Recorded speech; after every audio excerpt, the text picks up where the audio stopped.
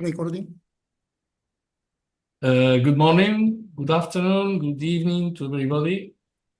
I have the pleasure to present the first speaker of this conference, a colleague and also a friend, Enrique Zuazua.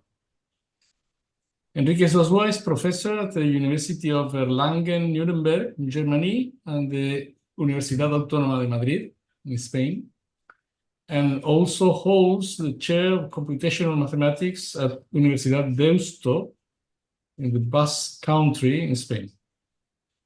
He is a very well-known researcher in applied mathematics, covering topics such as partial differential equations, system control, and application. He has supervised important amounts of PhD students and postdoctoral researchers, and recently he has explored with success connections of control theory and machine learning techniques. Among others, he has been awarded the Basque Country Prize in Science and Technology in 2006 and the Spanish National Prize 2007 in Mathematics. He is also a member of the Scientific Council in several international research institutions, and member of the editorial board in some of the leading divisions in applied mathematics and control theory. Today, he is going to give a talk on control and machine learning. So you can start, Enrique, as you want. Thank you, Enrique. So first of all, I would like to thank the organizing team, and especially Juan Limaco, as Sandra, I think, has said, our master, el maestro, ¿no? Maestro, ya era maestro Juan Limaco antes, y desde 2020 que ha mantenido esta dinámica de manera estable y constante, pues nos ha unido a todos nosotros. So I'm very pleased to be here for celebrating these 4 years of this event that Juan has been organizing in a very professional way, and that has allowed us to be all together in these sometimes difficult times.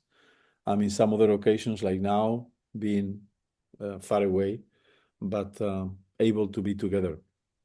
So as Enrique has said, in the last few years, mainly when I came to Erlangen in September 2019, I observed that a lot of the interest of the university, in particular the computer science faculty and the engineering school, and also some colleagues in mathematics, was oriented towards machine learning, artificial intelligence. And then I thought that maybe this was a topic that we could also explore from our, say, previous background in analysis of PDEs, numerical analysis, traditional applied mathematics. And then, as Enrique has said, it's a topic that we have tried to develop in the last 4 or 5 years, in particular from this perspective of control theory.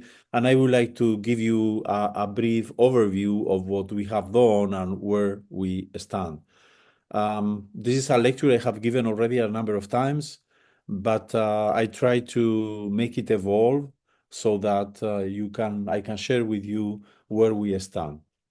So first of all, the context, I think, is very clear. So artificial intelligence, we like it or not, we know more or less about it, is nowadays part of our daily life. So you see to the right the logo of ChatGPT. I don't need to explain you.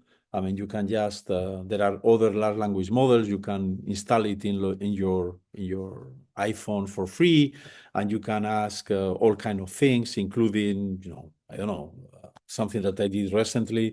For instance, tell me about the state of the art of the finite element approximation of the spectrum of the Laplacian, for instance. And then you will get immediately, plenty of bullets with relevant information, also some references. What was a bit a surprise for me is that I even got a reference of a paper that I could not find. So it was a paper that it actually doesn't exist.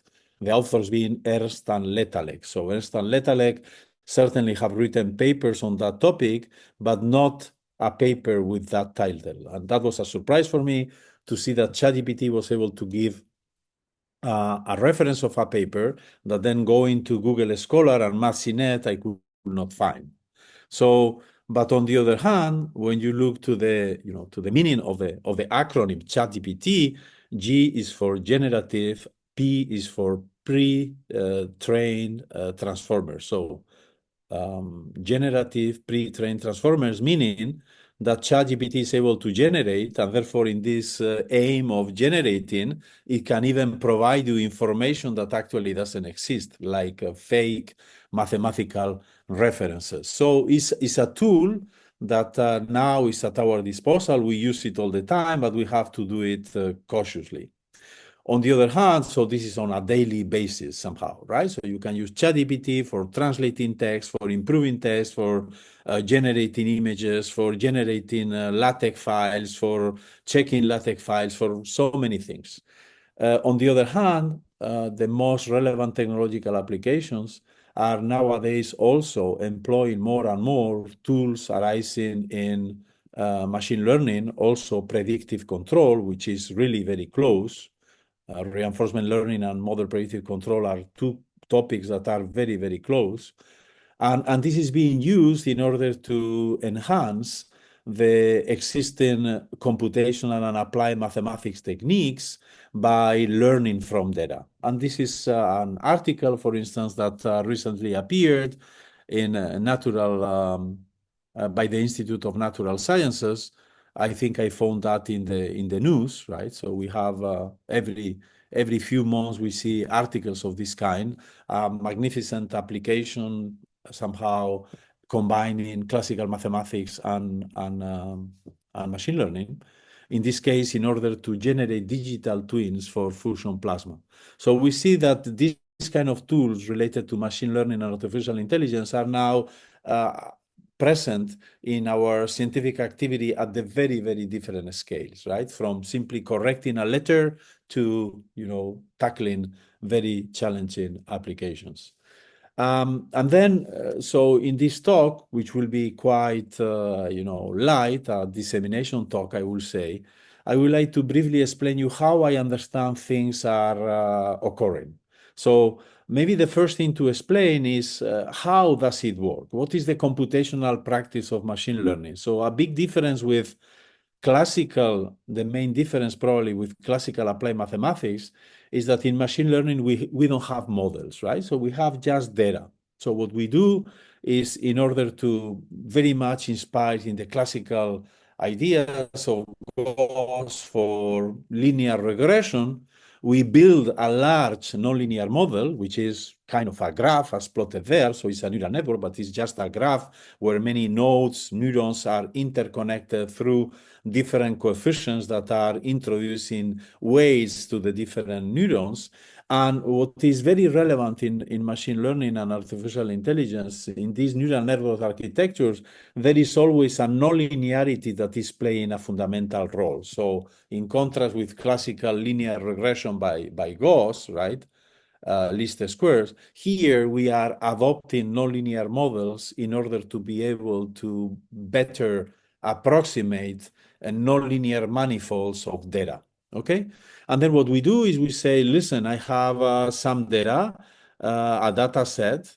Related to this data set, I also have some labels. And what I'm trying to do is try to simply identify what are the best coefficients in all these neurons so that the output of this nonlinear graph will be as close as possible as to the data I have, and this I do it by just minimizing a nonlinear function in which I try to minimize the distance of all of them simultaneously to the corresponding targets. Of course, in order to do this, and because we need some coercivity, we will also penalize the coefficients by adding some classical regularization terms like, in Tikhonov regularization. So in this way, you find a problem which is finite dimensional. So you can simply claim that using classical tools of the calculus of variation, you can guarantee the existence of the minimizer. And this is something also you can implement in the computer easily and get in this way a model that is more or less taking care of the data information you have provided. Now, when you look closer to, what is the complexity of the models under consideration, I recommend you, for instance, this web by 3 Blue, 1 Brown that is disseminating videos in order to better explain the architecture and the mathematics of ChatGPT. You see, for instance, that in the free version of ChatGPT, ChatGPT 3, that we can all download for free, the number of parameters in this model is of the order of 175 billion parameters. So there are 20 times more parameters in ChatGPT-3 than humans on planet Earth. So indeed, the dimension of the problem is finite, but is huge. Therefore, we face immediately the course of dimensionality as Bellman-Kuhn coined in the context of control theory when he developed, the classical Hamilton-Jacobi-Bellman equations for the principle of dynamic programming. So you see that on one hand, even though the problem is formulated in discrete terms and everything seems to be finite dimensional and continuous, the dimension is huge. And on the other hand, of course, because of the nonlinearity of the model we have adopted in this nonlinear graph, combining nonlinearly neural networks, right, neurons, the model, the functional we have to minimize is extremely non-convex. So there are two difficulties we have to master. One is the course of dimensionality, and the other one is the devil of non-convexity. Despite of this works. Why does it work? Well, one of the reasons for this is the fact that there are theorems, the so-called universal approximation theorems. This paper by Sivenko is one of those that is more quoted in this area. By the way, you see that this paper by Sivenko, published in '89, was published in a journal, Math, Control, Signals and Systems, devoted to control theory, right? So at that time, therefore, it was clear there was an intimate relation between, control theory and this emerging new field. So in that paper, what Sivenko says is that, listen, this class of functions is also dense. We know polynomials are dense. This is Stone-Weierstrass. We know Fourier series are dense. We know that finite elements can also approximate all kinds of functions. These are classical results. Well, there is here a new class of functions that is also able to assure this density, the universal approximation property. But the main difference of this approximation procedure with respect to other more classical ones is that this is a nonlinear approximation procedure. Why? Because in order to build the finite dimensional ansatz based on which we will guarantee the density, we employ a nonlinear activation function, this kind of sigmoid function, like the profile of a traveling wave. And then, other than, of course, taking a finite number, capital N, of neurons sufficiently large, because as usual in approximation theory, a parameter has to tend to infinity in order to guarantee this universal approximation. This is the parameter capital N. Even when you fix a priori capital N, large but finite, you still have to find the coefficients alpha, y, and theta, and you see that y and theta enter nonlinearly in the activation function, the sigmoid function sigma, okay? And then the proof of Sivenko, which is very beautiful and is based on Hahn-Banach theorem, says, listen, if you take a sigmoid function like this class of functions is dense in the space, say, of continuous functions or LP functions locally in space, okay? And the proof, as I said, is not very difficult. Now, is this result the unique one and isolated? Not at all. So there are plenty of results of this form. Actually, there are earlier results by Norbert Wiener, the so-called Tauberian theorems, that guarantee similar things, but for, say, activation functions that instead of having this sigmoid profile, have the profile of a Gaussian. You can see this sigmoid as a primitive of this Gaussian. And there are other functions that, like the rectified linear unit, which are even simpler geometrically, flat at the origin 0, to the left, and then linear to the right, which are being more employed nowadays simply because they are somehow of a more elementary geometric nature. Okay, now as I said, this works. So this methodology works because there is the theorem of universal approximation that guarantees that every function you might have in mind, in particular the function that can be representing the data you are observing in any kind of natural or industrial process like meteorology or people behavior, right, or language, structures. You can, by this theorem of density, approximate by this very elementary neural network ansatz as the one that Sivenko developed. Okay, but now when you see the level of success of the modern large language models, you still think, well, it's true, there is density, and maybe density is a sufficient argument to guarantee that we should be able to, but in practice, it works so well that we wonder whether there is not something else behind. And in fact, there is nowadays a lot of mathematical activity, more or less coming from all areas of mathematics, in order to try to explain why these methodologies are working so well. What we did was to somehow, inspired on our previous know-how in control theory, try also to contribute to explain this incredible success. So here I have taken a video in which I present you two simulations, one simulation on the left. This is a paper that was published in the journal M3AS that Nicola Berromo is running with Franco Brecci. I have seen Nicola among us some minutes ago. So on the left, you see a classical control application in which 4 dogs in blue are herding a flock of sheep in red. So in that case, this is a classical, say, application of control for animal behavior. We have a system of differential equations, which is coupling the dynamics of sheep with the dynamics of dogs, and we apply classical control theory techniques in order to compute optimal controls that will steer the crowd of sheep to the corresponding destination.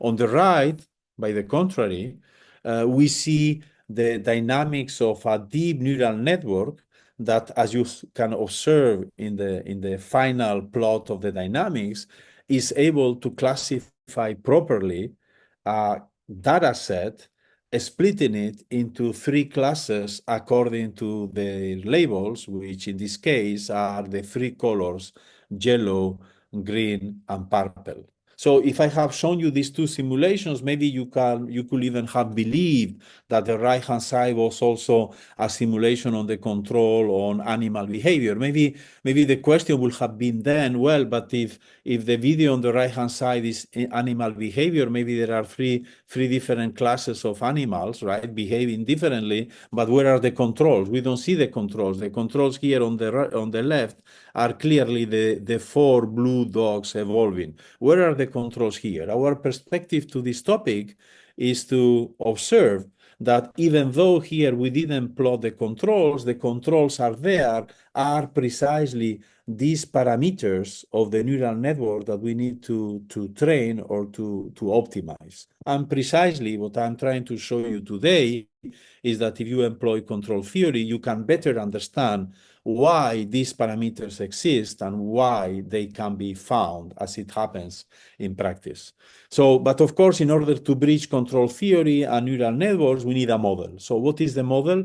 The simplest model you can think of is this neural differential equation, which is a differential equation that for which the state xt is simply tracking the data of your model, which are evolving in a finite dimensional Euclidean space. Every datum becomes a dot in the Euclidean space, which evolves from the initial configuration to the corresponding finite label. And the sigmoid, the function we consider here, just to simplify the presentation, is the ReLU, the linear, rectified linear unit, which is a very nice global ellipsis function. So this differential equation is well posed.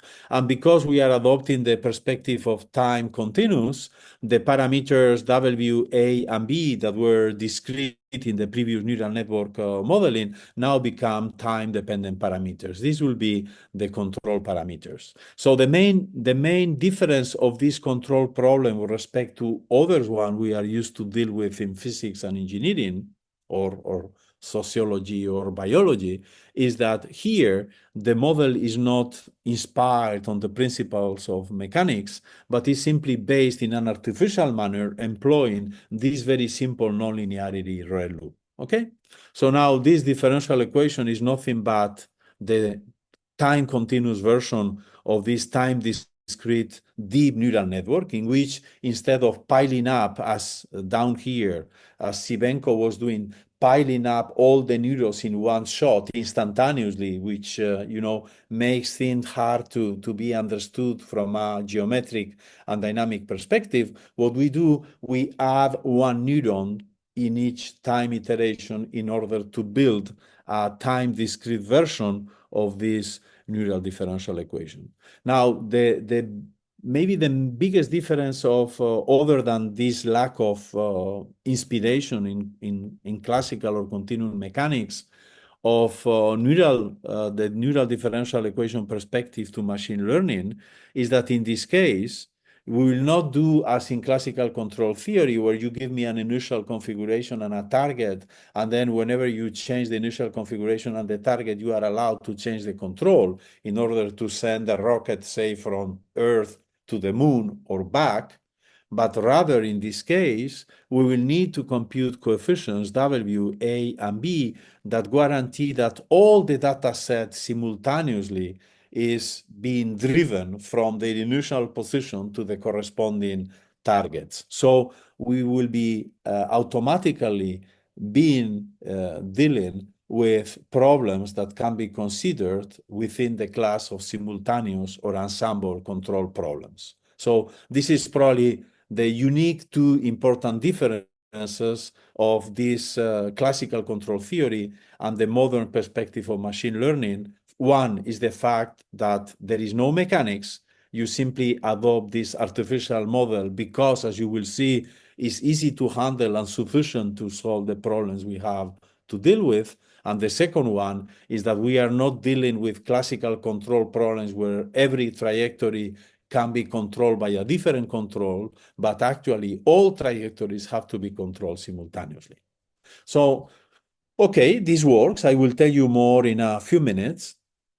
But before getting into it, I wanted just to make a few comments of, we as applied mathematicians, what can we do in this field? And actually, there are many different things we can do, right? And sometimes in the talks that are delivered about, machine learning and partial differential equations in particular, you see different topics being mixed up. And I think it's good to classify them in some sense. So this list here is not exhaustive at all, but these are the three items I would like to discuss here briefly with you. So the first one is very much related to the initial discussion is, why does it work? And then we, as applied mathematicians, from our know-how on whatever field, right? So maybe modeling of complex dynamics or partial differential equations or finite element theory or control theory, we can try to contribute to explain why machine learning is working so well. The second question, which is very different, is how do we use neural networks for classical problems like, for instance, the numerical approximation of partial differential equations? I will mention that a little bit later, but I already anticipate that the price you will pay automatically as soon as you quit classical, say, finite difference or finite element methods is that you will have to confront systematically the devil of non-convexity because it's intrinsic to the ansatz of neural networks, as I have mentioned before, okay? And a third topic, also different, but extremely interesting as well, and which is related to the emerging technology of digital twins that can be, defined as the science where data mathematics, models, and decisions collide. I think this definition was taken from the recent report of the American Academy of Sciences of the state of the art on the state of the art of digital twins. So the third topic, and this is also something different, related, but different from the previous two, is how we can enrich our modeling methodologies by learning from data, and in particular by integrating tools of machine learning, as was anticipated in the first slide I have shown you on digital twins for energy for plasma. Okay, good. So let me go back then to the first question very briefly. So how we can use the maths we know, in particular in this case control, in order to explain the success of machine learning. So, and the first thing to do is, well, how do I bring a problem about data classification into the context of, say, differential equations and control theory?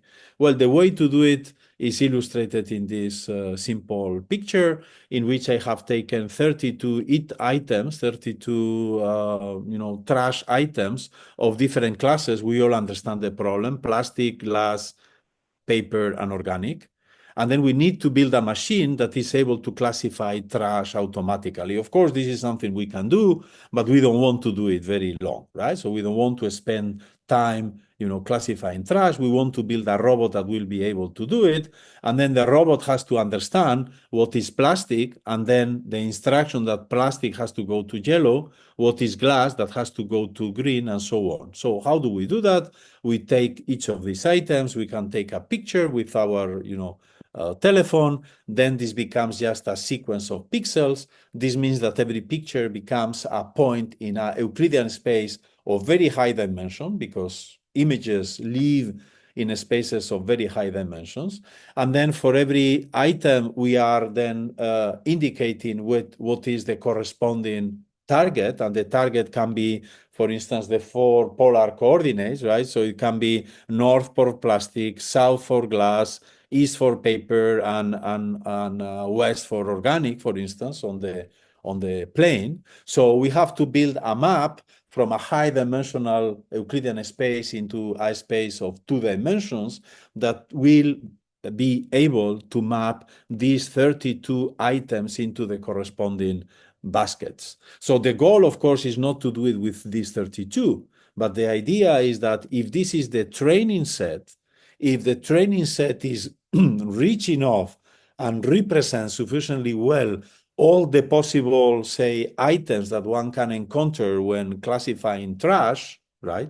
Once we do, this function is built so that successfully classify these items, then this function can be used to generalize, right? So that whenever you give me a new item, I will just simply take this nonlinear function applied to this item and see where this function is driving me, hoping that the generalization is correctly done and the item is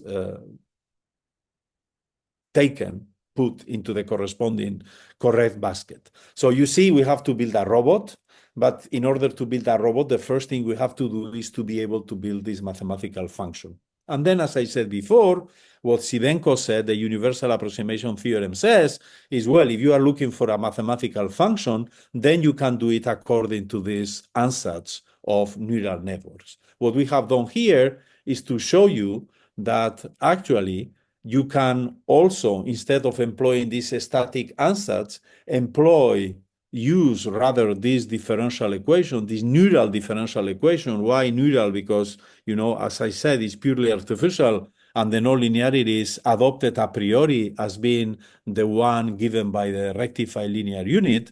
We have solved the optimization problem associated to the classification task, the supervised learning task, and we have seen computationally that it works, okay?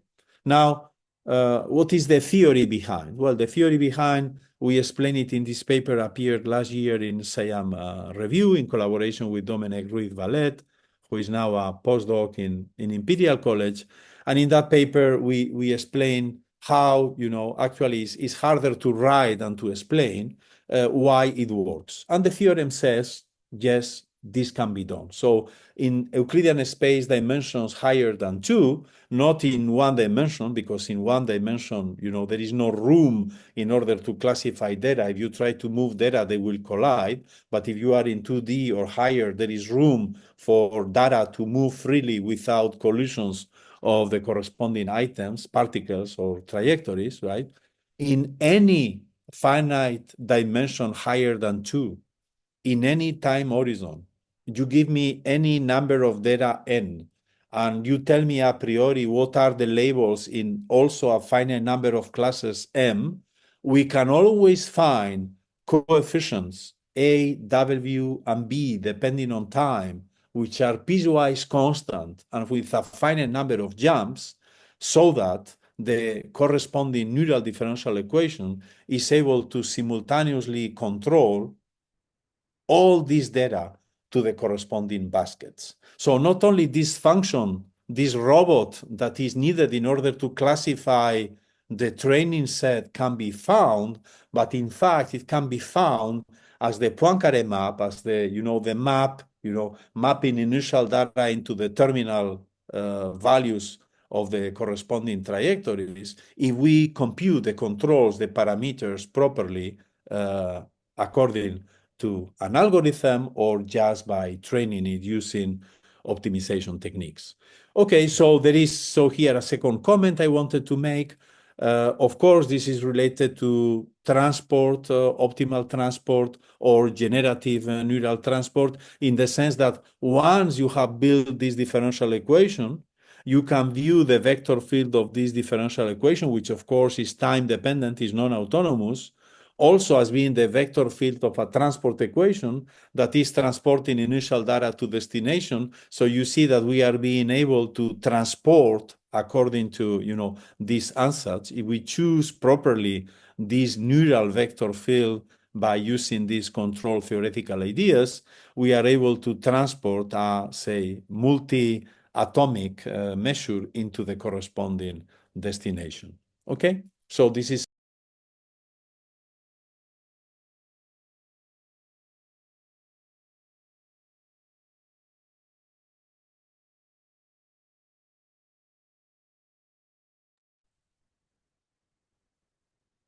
Your audio, Professor.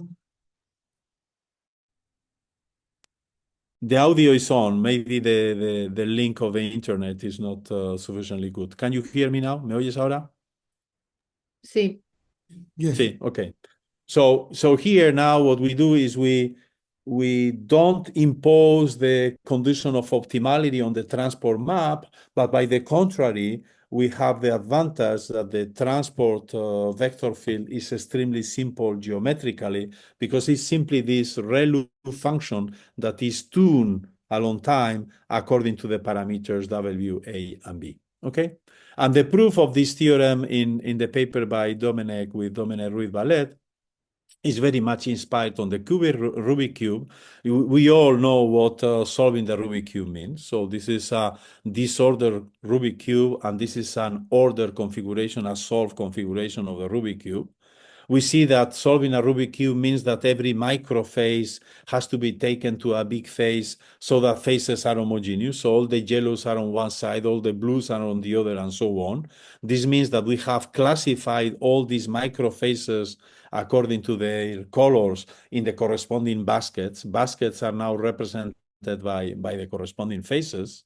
And therefore, how we do that for the Rubik cube? Well, in the Rubik cube, what we do is we iterate again and again and again, as many times as needed in order to bring the cube to the order configuration. And in order to do that, in every time step, what we do is we hold with one hand part of the cube fixed, while the other one rotates in the proper direction. Okay, and this is precisely what this neural differential equation allows us to do. Why? Well, because of the very peculiar properties of the nonlinear activation function sigma, the ReLU in this case. Why? Let us simply analyze this briefly. So please keep in mind that xt is simply representing the position in the Euclidean space of this plastic bottle that is moving from the original configuration, like in a Disney movie, right? From the original configuration to the corresponding basket of plastic items, okay? So when we fix time and we observe where the particle x is in the Euclidean space, and we try to determine in which direction it's moving, we see immediately that there are two possibilities. Either this quantity here is negative, and if it is negative, the quantity inside sigma is zero because ReLU is zero to the left, and then this particle is frozen, is not moving. Or by the contrary, this quantity here, this linear combination here is positive, and then sigma is the linear function, and therefore this is a linear ordinary differential equation, which means that this point is evolving exponentially, smoothly in time, according to the values of the corresponding coefficients. Now, what is A and B here? You see, recall, X is a vector in RD, very high dimensional Euclidean space where our data live. Sigma is just a one-dimensional function. So B is just a scalar. So B is just a translation coefficient, okay, that is moving on time. So BT is just a real number evolving on time. AT is a vector that is multiplying scalarly xt. So here we have D controls that are evolving on time. So whenever I take the scalar product A dot x plus B and I look to the interface where the ReLU vanishes, A dot x plus B equals 0, the only thing I'm doing whenever I choose A and B is determining a hyperplane in the space that is cutting the space into two.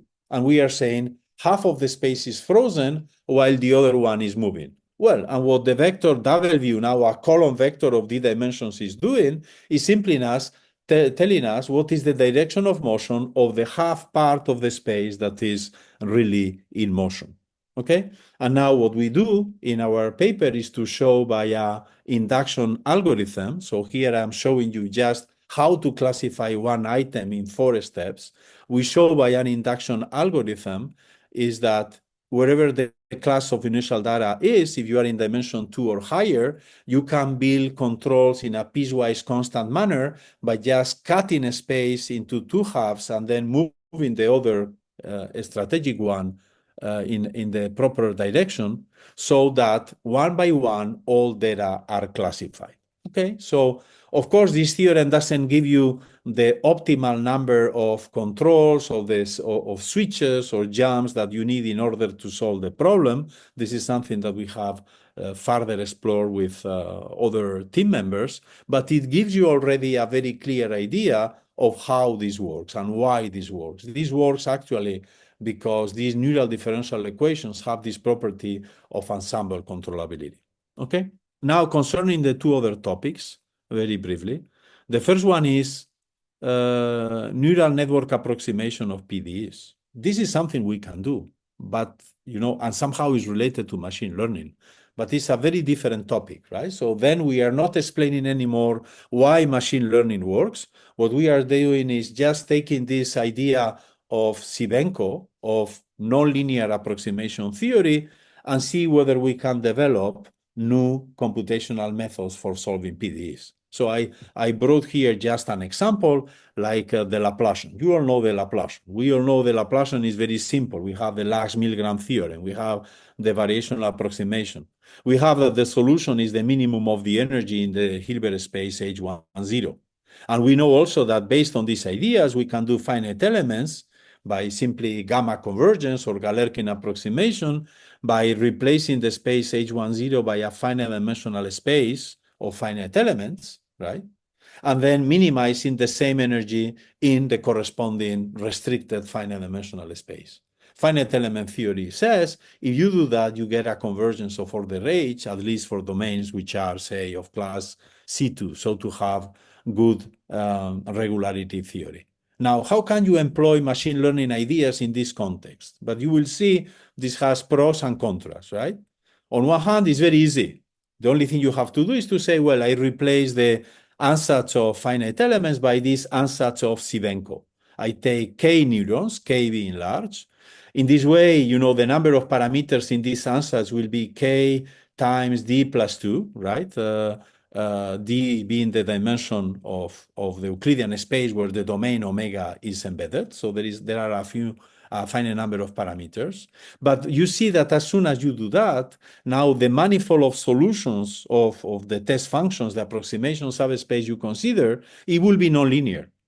So you can, of course, still minimize the energy in this nonlinear manifold, and then with some extra effort, because you have the density theorem of Sivenko, you can certainly prove some gamma convergence theorem showing that the minimizers of this reduced finite dimensional problem will converge to the solution of the PDE. But the problem is that even if in this very simple case of a quadratic convex function to be minimized, because you have adopted this ansatz of a nonlinear manifold, the problem here is non-convex, and then you know that finding the minimum is hard to do. You can, of course, apply some stochastic gradient descent and hope you are getting close to the minimizer, but you will never have guarantees as you do have classically in the traditional applied mathematics setting, combining the theory of finite element methods and then conjugate gradient methods, for instance. So you see that you always pay the price of the devil of non-convexity, even when you try to do the simplest possible use of machine learning-like ideas, in this case, just the neural network ansatz in the PD setting.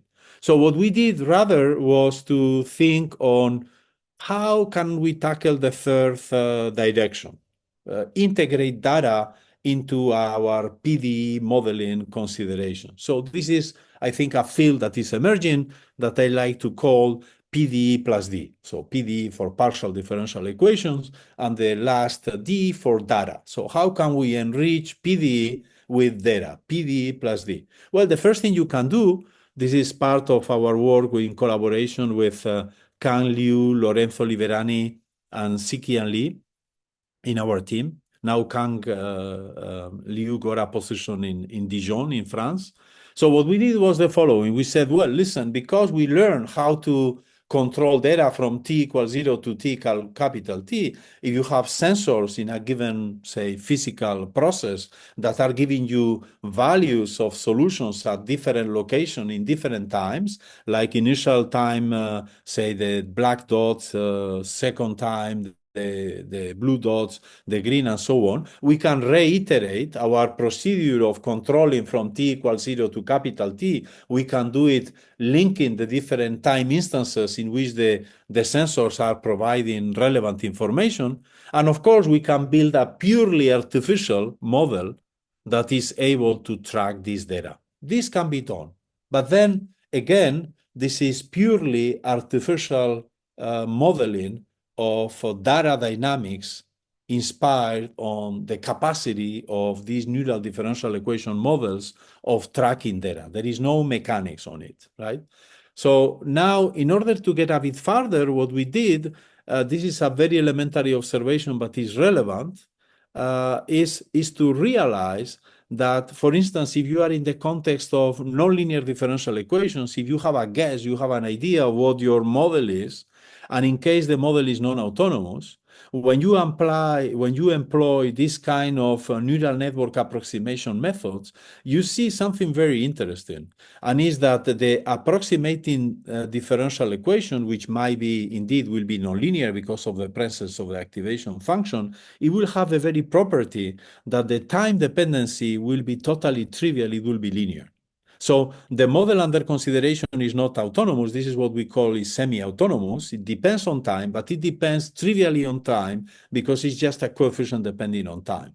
And this allows you to, out of the you all try to anticipate what the future evolution of this data will be, because this is certainly one of the most difficult problems. Not only be able to interpolate the data, but also once we have information about the past dynamic of a system, try to go beyond, right?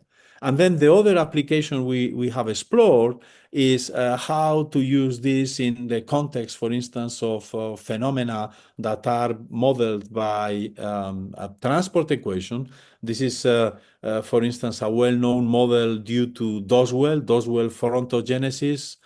This is a paper that is not very well known in the applied math community. It was written in the meteorology community. And it's a model of a transport equation in which you have an explicit solution, right? An explicit solution that you can, this kind of tornado solution that develops this increasingly complex mixed-in rotationary like tornado pattern.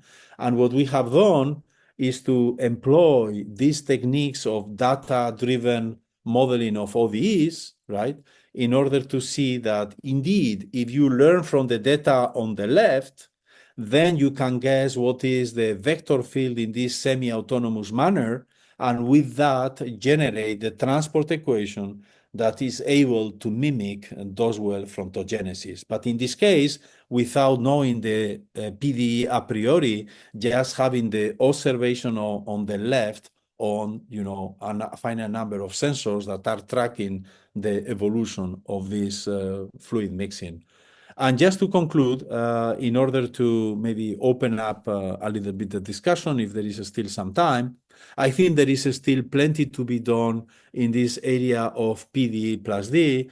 If we want to further exploit and integrate all we have done in the past in applied mathematics with these new methodologies emerging out of machine learning and data.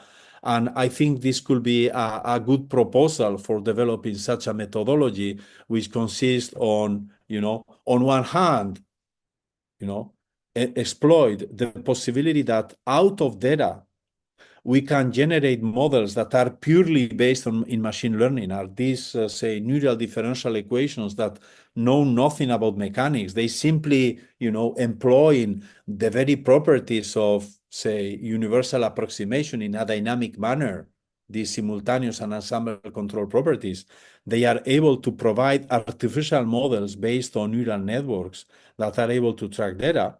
But on the other hand, whenever we have some mechanical a priori model that we gain because of our experience or modeling, phenomena in dynamics, fluid dynamics, or continuum mechanics, or whatever discipline it is, then if we have some a priori information, like for instance, knowing that we are in the context of some nonlinear diffusion model, try to gain a hybrid model, generate a hybrid model that will learn both from data and from mechanics by a simple collapse process in which what we try to do is to minimize the gap of these two models. So our proposal for PD plus D is this hybrid methodology in which we combine classical applied mathematics, but by data-driven model, and then try to find the intermediate model that better interpolates the both of them, right? They will not collapse completely. There will always be a gap, but whenever you minimize this gap or you are getting close to minimizing the gap,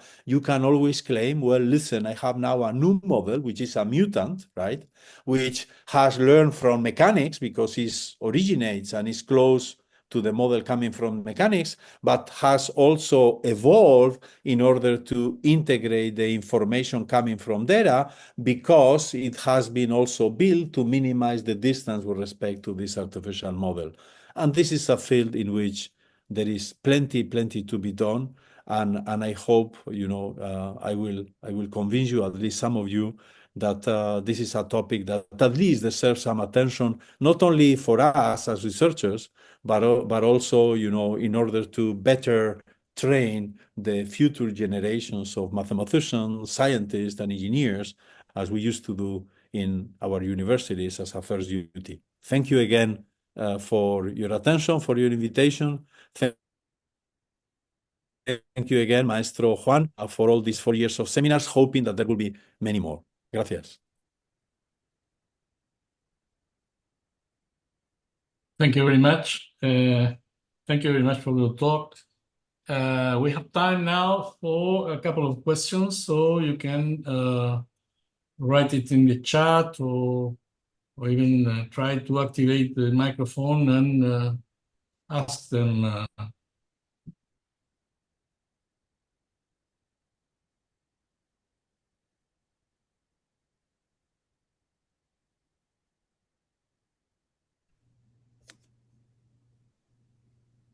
Professor Enrique?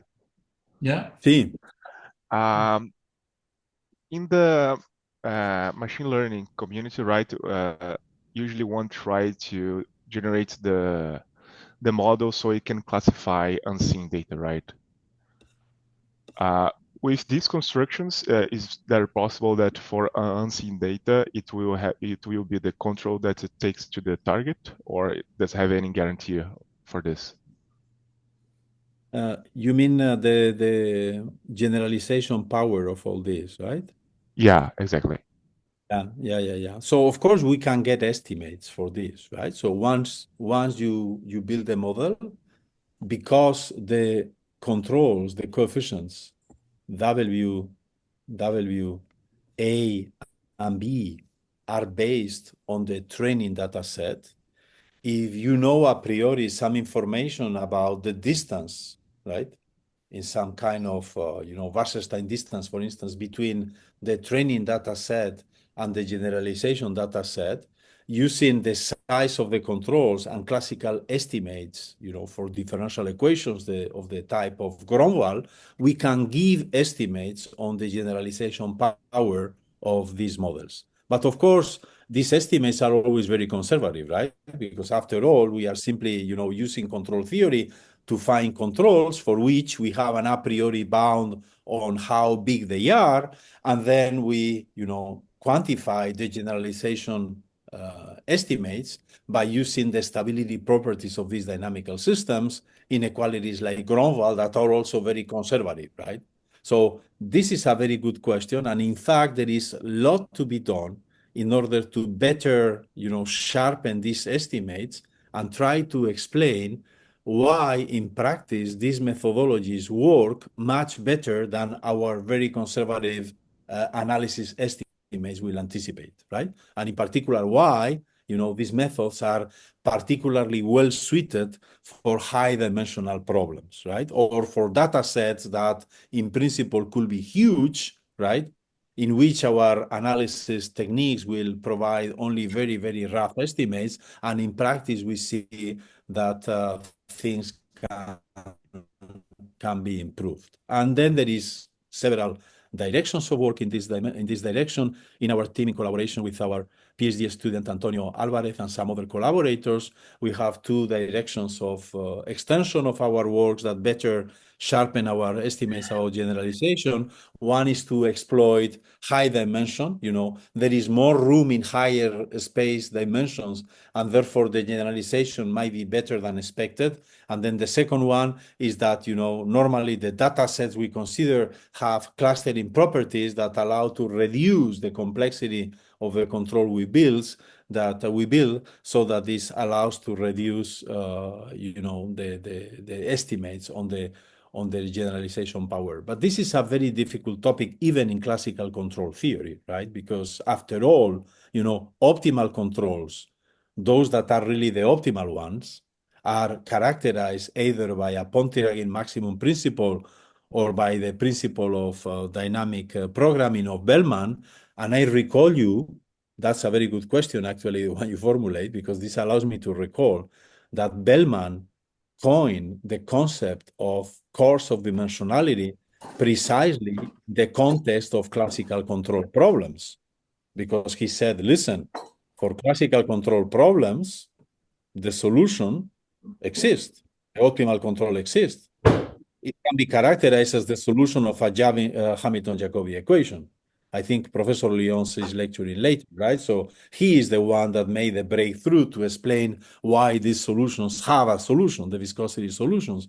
But then what Bellman already anticipated is that even if you have such a nice concept, finding a numerical approximation of this solution will be a diabolic problem, right?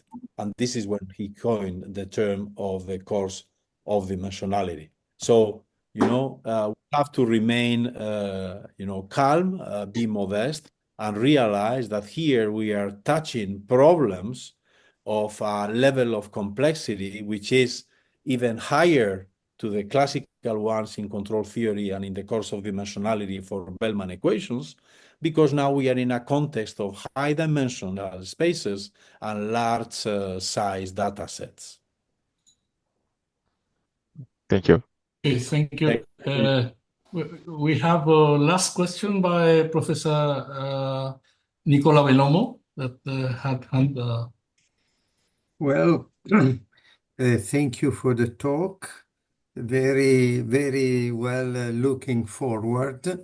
I was wondering, you may have problems where different models describe the same systems, maybe, for instance, depending on the observation scale, low on large.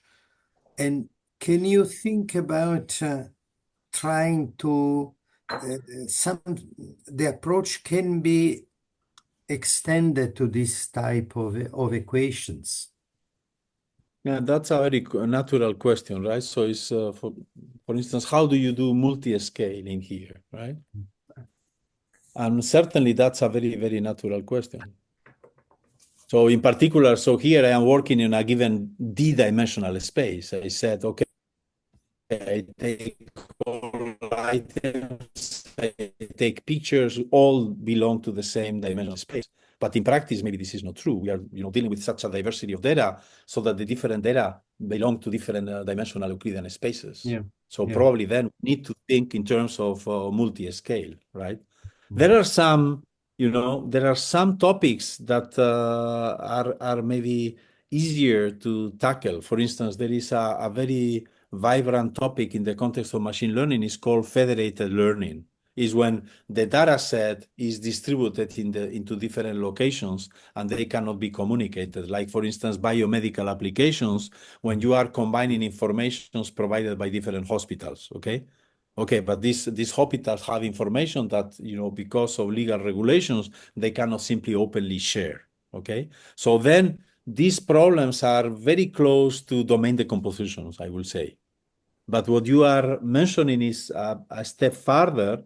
It will be federated from the perspective of the multi-scale. This is a very interesting direction. I particularly didn't see anything on this, but you see the literature is so broad that I wouldn't be surprised if someone has already started thinking on this. Yeah, very, very good point, Nicola. Thank you. Thank Thank you. Thank you. Okay, thank you very much for your talk. Thank So we are going Gracias.